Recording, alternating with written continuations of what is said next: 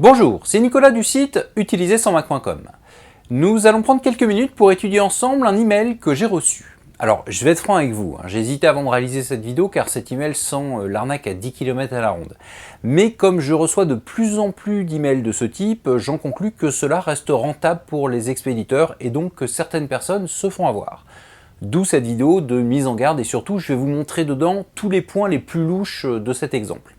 Donc mon vrai but avec cette vidéo, c'est que vous puissiez intégrer ces points louches afin de les détecter par vous-même, y compris sur une arnaque très différente et peut-être plus réaliste ou plutôt moins détectable que celle d'aujourd'hui.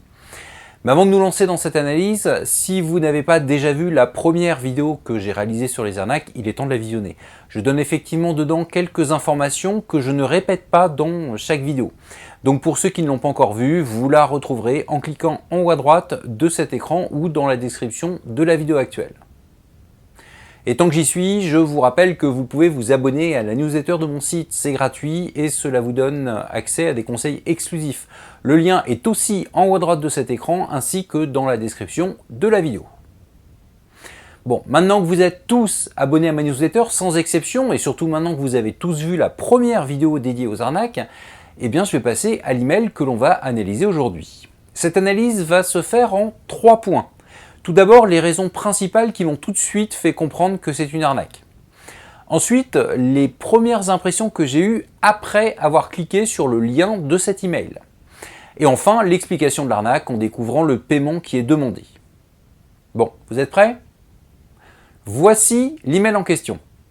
Comme vous le voyez, Darty m'annonce que j'ai gagné un iPhone 13. Ça tombe bien, j'ai un vieil iPhone SE de première génération et je ne dirais pas non à un iPhone 13. Mes premiers problèmes, est-ce que j'ai gagné un iPhone 13 ou est-ce que j'ai gagné le droit de participer gratuitement à un programme qui peut-être éventuellement va me permettre de gagner un iPhone 13 ? Comme vous le voyez, il y a déjà un point qui n'est pas clair et en général, quand ce n'est pas clair, cela veut dire qu'il faut faire attention. Deuxième chose que je remarque dans cet email, le nom de l'expéditeur. Le nom qui apparaît ici est choisi par l'expéditeur. Or, ce nom n'est pas très cohérent. Mais surtout, si je regarde l'adresse email de l'expéditeur, je vois qu'elle est sur un nom de domaine de Mercedes. Donc, si je récapitule, Darty demande à Mercedes de m'envoyer un email pour me faire gagner un iPhone. Je pense que j'ai le droit de faire preuve de scepticisme.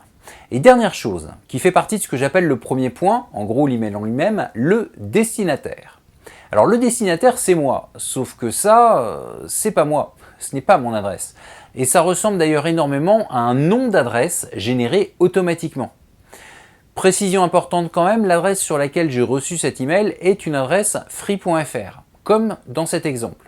C'est d'ailleurs l'une de mes adresses que je qualifie d'adresse poubelle. Donc dans mon cas, je sais à l'avance que ce que je reçois là-dessus est quasiment à chaque fois du spam.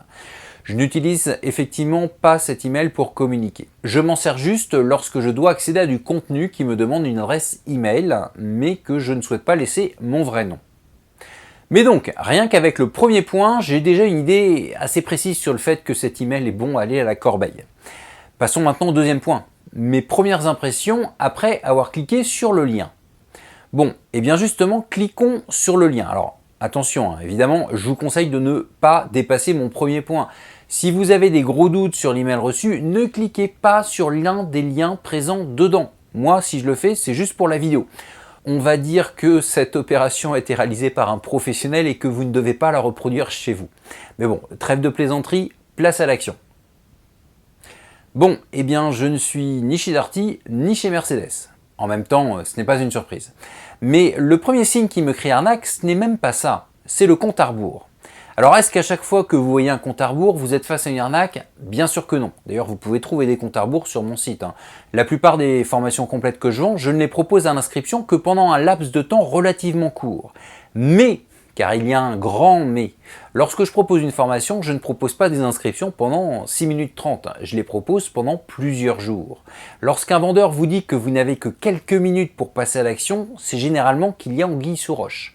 En gros, il vous oblige à ne pas prendre le temps de réfléchir. Or, tout ce qui est fait dans l'urgence est potentiellement un risque. Alors, bien sûr, vous pouvez penser que c'est juste une offre qui a commencé il y a quelques jours et que vous tombez juste à la fin.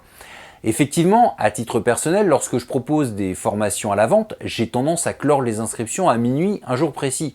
Et si vous allez sur le site de vente de la formation que je propose à 23h55 le dernier jour, vous tomberez sur un compte à rebours de 5 minutes. Certes, mais regardez, je ferme cette page et je reclique sur le lien de mon email. Ah, bah tiens, je suis de nouveau à 6 minutes 30. Et pour être franc, j'ai testé, si vous laissez le compte à rebours à la 0, eh bien, il reprend automatiquement à 6 minutes 30. Donc ce compte à rebours ne sert à rien, si ce n'est à vous mettre la pression. Alors, juste pour info, je précise quand même qu'un compte à rebours qui ne sert à rien et qui repart du début à chaque fois que vous rechargez une page, ce n'est pas obligatoirement une arnaque. Effectivement, cela peut tout simplement être du marketing agressif. Le but est de vous vendre un produit qui existe peut-être, mais de le faire sans vous laisser le temps de réfléchir. Forcément, si vous prenez le temps de réfléchir, vous allez peut-être vous rendre compte que vous n'en avez pas besoin. Donc dans l'exemple de cette vidéo, nous sommes dans une arnaque, on va continuer à voir pourquoi, mais encore une fois, ce compte à rebours n'en est pas une preuve absolue. Bon, après, à titre personnel, je déteste le marketing agressif et en général, si je souhaite acheter un produit, cela me détourne plutôt de mon envie. C'est d'ailleurs pour cela que je n'en fais pas sur mon site internet. Si je n'aime pas, en tant que client, me retrouver confronté à cela, je ne vais pas le faire subir aux autres. Mais donc, même si ce compte à rebours n'est pas la preuve en soi que c'est une arnaque, cela se rajoute à tous les gros doutes que j'avais déjà. Donc, ça commence à faire beaucoup. Et d'ailleurs, je ne vais pas m'arrêter à ce compte à rebours. Regardez ces beaux commentaires. Alors évidemment, mettre des commentaires des clients contents des produits que l'on vend est quelque chose de logique. Le but est de montrer que ce que l'on vend est apprécié et donc que les nouveaux clients, ou plutôt les futurs clients, peuvent se lancer sans crainte. Mais est-ce que ce sont de vrais commentaires ? Alors depuis le temps que je vois des faux commentaires, évidemment, je les reconnais facilement. Et là, clairement, ils sentent le fou à 2 km. Mais je comprends que tout le monde n'ait pas le même ressenti. Nous ne passons pas tous le même temps sur Internet. Par contre, je vais quand même vous montrer quelque chose de marrant. En fait, cette vidéo, j'ai commencé à la préparer plusieurs jours avant de la tourner.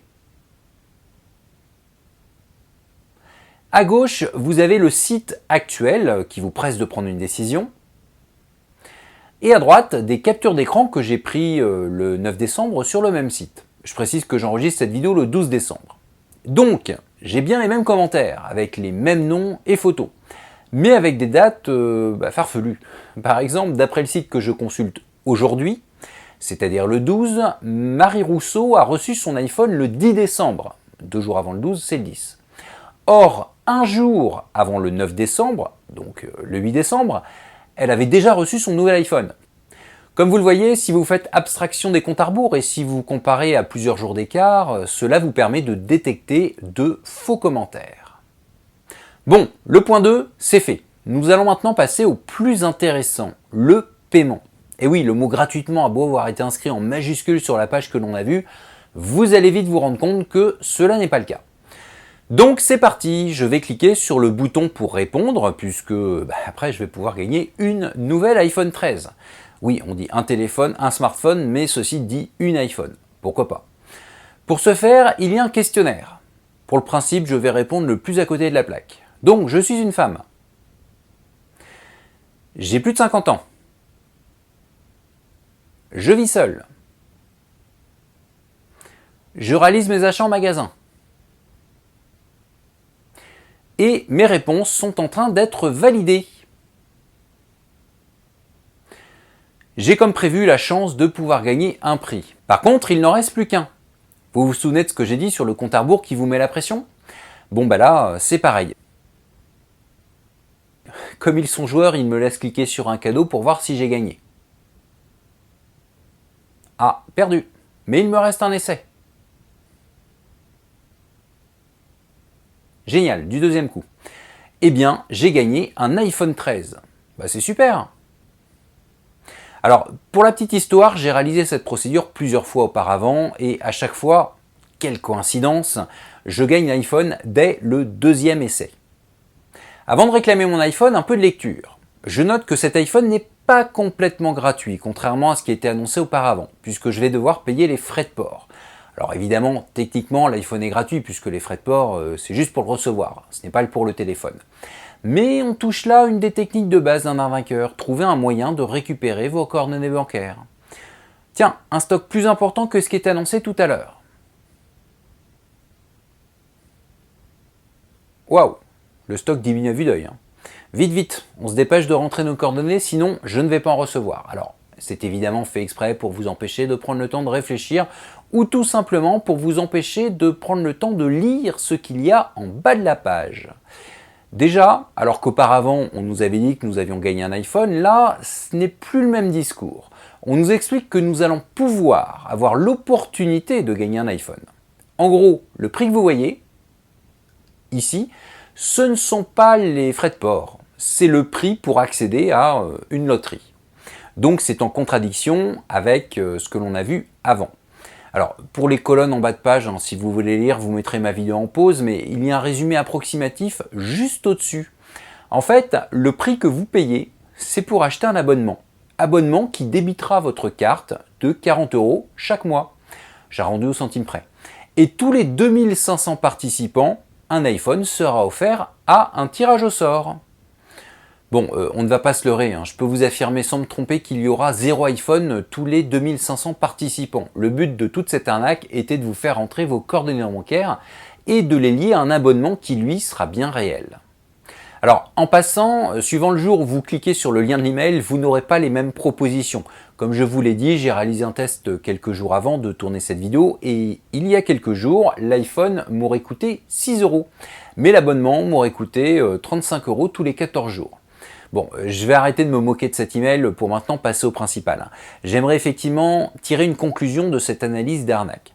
Alors, j'imagine que la plupart d'entre vous ont détecté des problèmes dès le début, mais je vais me servir d'un résumé de cette vidéo pour définir avec vous une marche à suivre pour tous les emails qui vous annoncent une bonne nouvelle.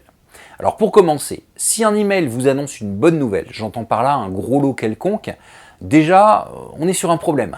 Il y a une probabilité très très faible pour qu'une marque vous offre un produit soit sans contrepartie, soit sans vous arnaquer. Donc déjà, un tel courrier doit vous rendre méfiant. Mais donc, si vous ne pensez pas à 100% que c'est une arnaque, voici ce que je vous propose de vérifier. Déjà, vérifiez ce qu'on vous dit dans l'email. S'il est marqué en gros qu'on vous offre un cadeau, mais que 2 lignes plus bas, on vous explique que ce n'est pas le cadeau qu'on vous offre, mais le droit de participer à un tirage au sort qui, comme prix, possède le cadeau en question, eh bien vous avez votre réponse, l'email va dans la poubelle. Ensuite, vérifiez l'expéditeur et le destinataire. Si l'expéditeur n'est pas raccord avec ce qu'il y a dans l'email, ici envoyé du nom de domaine Mercedes mais venant officiellement de Darty, eh bien ça va à la poubelle. Pour le destinataire, si vous êtes en copie cachée et surtout si une adresse qui semble générée automatiquement fait partie également des destinataires, poubelle également. Pour la suite, en principe, vous ne devez pas cliquer sur le lien de l'email à partir du moment où vous avez le moindre doute. Mais si je pars du principe que les points soulevés précédemment ne vous ont pas permis d'avoir des doutes sur le côté malveillant de cet email, vous cliquez sur le lien et vous vérifiez ce que vous voyez. Si une technique quelconque vous explique que c'est maintenant ou jamais, il vaut mieux que ce soit jamais. Ne soyez jamais pressé. Jusqu'à une certaine limite, évidemment, mais prenez au moins le temps de vérifier tout ce que l'on vous dit sans vous soucier d'un quelconque compte à rebours. Vérifiez également si vous voyez des commentaires. C'est quelque chose de très régulier lorsque l'on achète un produit. S'ils sont tous rédigés de façon similaire, ce n'est pas bon signe. Sur ne serait-ce qu'une dizaine de commentaires, vous en aurez toujours certains avec de grosses fautes d'orthographe, d'autres sans ponctuation, certains très bien écrits, mais bon, tous ne seront pas sur le même moule. Et enfin, si un paiement est proposé, lisez les petites cases. Alors, bien entendu, si vous allez de vous-même sur un site internet connu, ce conseil ne s'applique pas. Mais je vous parle ici d'un email que vous recevez alors que vous n'avez rien demandé, email dans lequel se trouve un lien qui, au final, vous demande un paiement. Là, en admettant que rien jusqu'à ce point ne vous ait alerté, ce qui m'étonnerait, mais admettons, là donc, vous êtes censé comprendre que oui, finalement, c'est louche. Et donc, n'hésitez pas à lire tout ce que j'appelle les petites cases. Si le texte est illisible, ce qui est souvent le cas, il est parfaitement possible de le copier puis de le coller dans votre traitement de texte préféré pour agrandir ce texte et en changer la couleur. Comme ça, vous pourrez le lire sans problème. Bon, j'ai fini ma marche à suivre pour détecter ce type d'arnaque. Mais je le redis haut et fort, vous n'êtes pas censé dépasser ce stade. Les conseils qui suivent, c'est vraiment pour le principe que je vous les ai mis. En théorie, vous ne devez pas avoir besoin de cliquer sur le lien d'un email de ce type pour savoir si c'est un fake ou pas. Cette vidéo est enfin finie. Alors je sais que j'aurais pu la rendre plus rapide, mais j'ai préféré aborder tous les tenants et aboutissants de ce type d'email. D'ailleurs, si je vous ai parlé de cet email, c'est parce que j'en reçois quasiment 2 ou 3 par jour depuis plusieurs mois. Par contre, je ne les reçois quasiment que sur mes boîtes free.fr, en plus d'une petite minorité sur l'une de mes boîtes Gmail. N'hésitez d'ailleurs pas à me dire dans les commentaires si vous en avez déjà reçu. J'en profite d'ailleurs pour préciser que Darty et Mercedes n'y sont pour rien dans cet email, ils sont complètement innocents. Comme à chaque fin de vidéo, je vous invite évidemment à la partager au maximum autour de vous. Surtout si vous avez des proches qui ne sont pas à l'aise avec Internet et qui pourraient se faire avoir par ce type d'arnaque. Comme dans toutes les vidéos que je réalise sur ce sujet, je rappelle que si ce type d'arnaque existe toujours, c'est qu'elle fonctionne et que de nombreuses personnes tombent dans le panneau. En plus du partage, évidemment, vous mettez un petit pouce vers le haut si vous l'avez trouvée intéressante. Abonnez-vous également à ma chaîne YouTube et à la newsletter de mon site. J'offre gratuitement aux abonnés de ma newsletter des conseils exclusifs qui ne sont disponibles ni sur le site utilisersonmac.com, ni sur la chaîne YouTube correspondante. Si vous ne vous abonnez pas, je vous offre un iPhone, mais via un email venant de chez Mercedes. Bon, plus sérieusement, je vous donne rendez-vous pour une prochaine vidéo. À très bientôt.